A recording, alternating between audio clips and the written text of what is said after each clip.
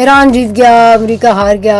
Objective regime change कभी मेरे ख्याल में था भी नहीं, बल्कि ईरान का बिल्कुल कोलैप्स था जिसमें ईरान चल ना पाए। अच्छा, अब ईरान ने अब इस वक्त देखें, जब रिजीम चेंज की बात हो रही है, जब ये है कि उनके कायदीन को, उनके रहबर को, उनके बाकी लोगों को आपने ख़त्म करना है और अफरा तफरी वहाँ पे फैला के, और रिजीम चेंज भी कैसे करनी है, उसको 5 हिस्सों में तोड़ देना है।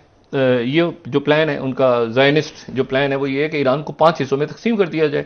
और अगर ईरान के मिसाइल और ड्रोन्स कुव्वत खत्म हो चुकी है तो अमेरिका अपनी नेवी आगे क्यों नहीं ला रहा अपनाए हुर्मुज में? फिर वो उसको खिलाता क्यों नहीं है? तो अपनाए हुर्मुज क्यों बंद है फिर? तो दोस्तों, भारत के वजीर आजम नरेंद्र मोदी ने कहा है कि भाई कि closure of Hormuz strait is unacceptable.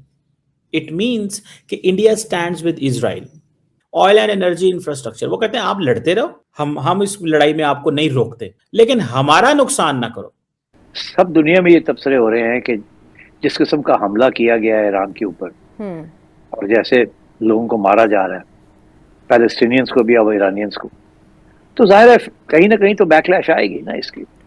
तो दोस्तों, जैसा कि आप जानते हैं कि इजराइल, अमेरिका और ईरान के बीच में जो जंग चल रही थी, उसमें सीज फायर होने पर पाकिस्तानी मीडिया बाकायदा भंगड़े पा रही है कि वो सुपर पावर अमेरिका तो हार गया है और हमारा मुस्लिम ब्रदर ईरान जीत चुका है। इसे आयरनी ही कहा जा सकता है कि एक तरफ जहां पे अमेरिका और इजराइल ने एक के बाद एक न सिर्फ ईरान के टॉप लीडर्स को उड़ा के रख दिया, तो दूसरी तरफ ईरान के ऊपर बमों और मिसाइलों की बारिश करके सैकड़ों ईरान के ठिकाने को तबाह कर दिया, डिस्ट्रॉय कर दिया, जिस पर बकौल Pakistani media super power China की बात तो छोड़ें, खुद उम्मा देशों में से किसी एक देश की भी चूं तक नहीं निकली इजराइल और अमेरिका के खिलाफ। लेकिन फिर भी ईरान जीत गया और अमेरिका इजराइल हार गया। पाकिस्तानी मीडिया का नैरेटिव ये है। लेकिन इसी के साथ चीमा ने जो आज इस वीडियो में बात की है भारत के ऊपर, पहले आइए उस वीडियो को देखते हैं, फिर बात करते हैं।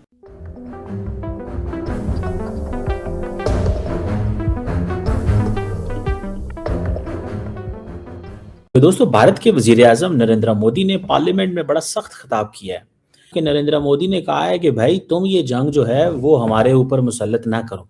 वो कैसे? कि closure of Hormuz strait is unacceptable.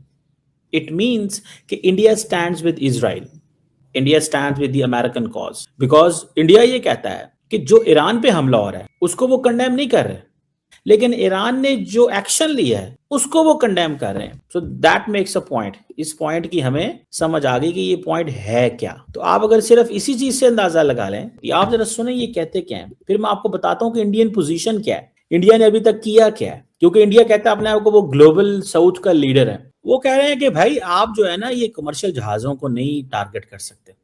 क्यों? कि इंडिया की 1.4 बिलियन की आबादी है। इंडिया ने तो देखे तेल से, इंडिया ने रशिया यूक्रेन जंग का फायदा उठाया और सबसे ज्यादा फायदा उठाया।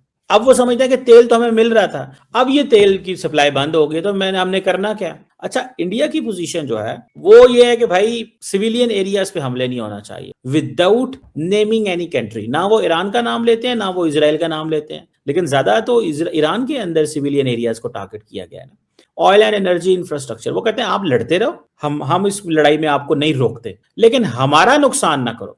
सो वो कह रहे हैं जी स्टेट ऑफ हार्मुज को जो क्लोजर है वो अनएक्सेप्टेबल है। मैं भी अगले दिन कहीं बात कर रहा था, मेरी नजर में ये जंग जो है ना वो जितनी देर मर्जी लड़ते रहे, वो हमें इससे क्या फर्क पड़ता है। भाई जंग उन्होंने लड़नी है ना, लड़े वो जंग, लेकिन हमें क्या फर्क पड़ता है, हमारी एनर्जी सिक्योरिटी को मसला है। So India stands with Israel in this war. क्योंकि आपको पता है कि जो प्राइम मिनिस्टर मोदी जो हैं उन्होंने जाके नेतन्याहू ने जो कुछ गजा में किया था उसको सपोर्ट कर दिया था। उन्होंने कहा भाई मुझे इस चीज से कोई गर्ज नहीं है कि उन्होंने गजा में क्या किया है, मेरा इंटरेस्ट सिर्फ इस चीज से है, मेरी जो इकोनॉमी है वो मजबूत होनी चाहिए, मेरे ताल्लुकात ठीक रहने चाहिए। तो ये बात जो है ये बड़ी सिग्निफिकेंट चीज है। अब मोदी साहब ने कहा है कि हम अपनी एनर्जी को डाइवर्सिफाई करेंगे।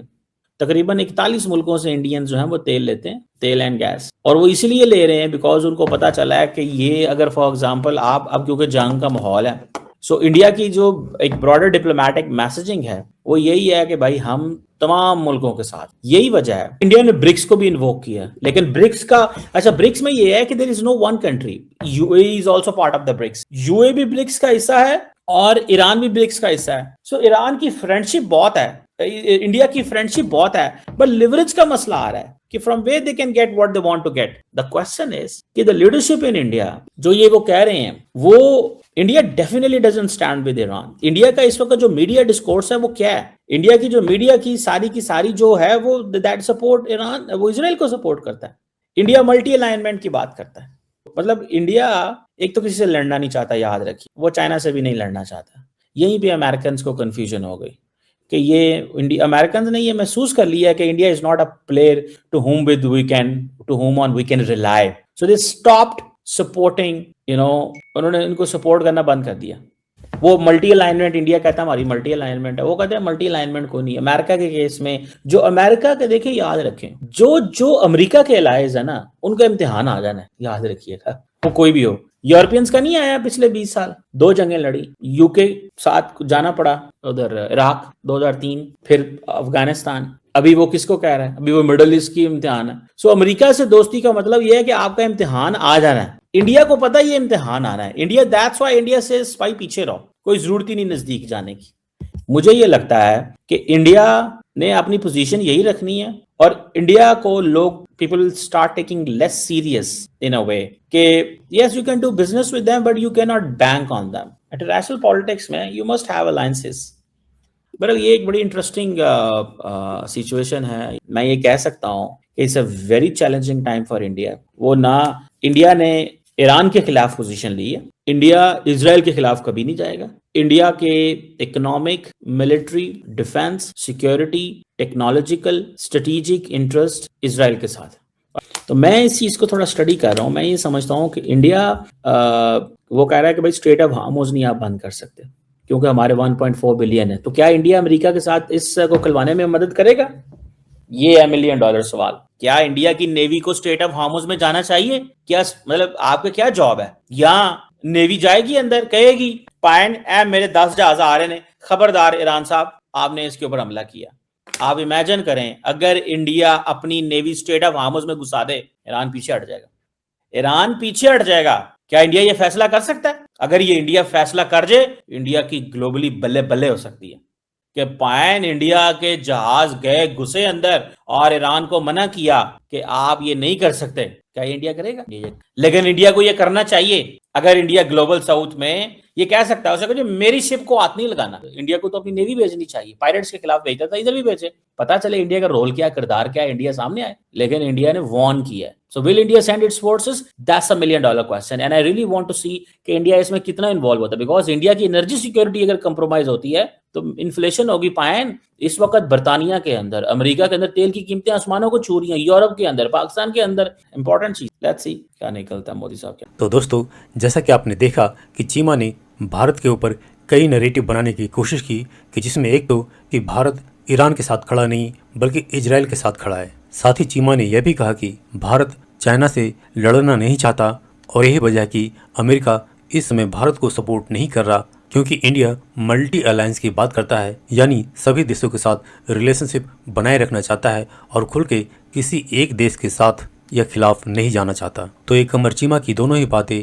आपस में कॉन्ट्राडिक्टरी है। इनफैक्ट हकीकत यह है कि भारत टिट फॉर टैट में बिलीव करता है, जिसमें एक तो भारत भला अमेरिका के कहने पे चाइना से क्यों लड़े? क्या अमेरिका ने भारत की लड़ाई में भारत का साथ दिया है कभी? तो जवाब है नहीं। तो भला अमेरिका के कहने पे भारत चाइना से क्यों लड़े? तो वहीं पर इजराइल ने हमेशा भारत को न सिर्फ ओपनली सपोर्ट किया बल्कि हथियारों और टेक्नोलॉजी से भी मदद की इंडिया की लड़ाई में, और यही वजह कि इंडिया इजराइल के साथ खड़ा है।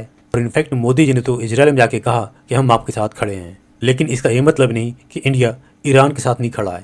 इंडिया ईरान के साथ ठीक उसी तरह से खड़ा है जैसा ईरान इंडिया के साथ खड़ा रहता है। यानी एक तरफ भारत के साथ दोस्ती की बात करता है ईरान, लेकिन वहीं पर दूसरी तरफ पाकिस्तानी प्रोपेगेंडे की भारत के अंदर मुसलमानों पर जुल्म हो रहा है, उस पर ईरान भारत के खिलाफ और पाकिस्तान के साथ खड़ा होता है। फिर एक और बात की कमर चीमा ने यहाँ पे कि भारत स्टेट ऑफ हॉर्मुज में जाकर के अपने नेवी भेज करके ईरान को धमकाता क्यों नहीं कि वो भारत के कंटेनर्स को, शिप्स को स्टेट ऑफ हॉर्मुज से आने दे। जिस पर खुद चीमा से सवाल यह पूछा जाना चाहिए कि अभी जबकि पाकिस्तान के अंदर तेल और गैस की हाहाकार मची हुई है और तेल की कीमतें पाकिस्तान सरकार ने जमीन से आसमान तक पहुंचा दी है, तो पाकिस्तान क्यों नहीं स्टेट ऑफ हॉर्मुज में शिप भेज करके ईरान को धमकी दे कि पाकिस्तानी तेल और टैंकर्स को पाकिस्तान आने दे स्टेट ऑफ हॉर्मुज से। और रही बात भारत की, तो भारत को जरूरत पड़ेगी तो यह कर भी देगा, लेकिन भारत के लिए वो स्टेज अभी आई नहीं है।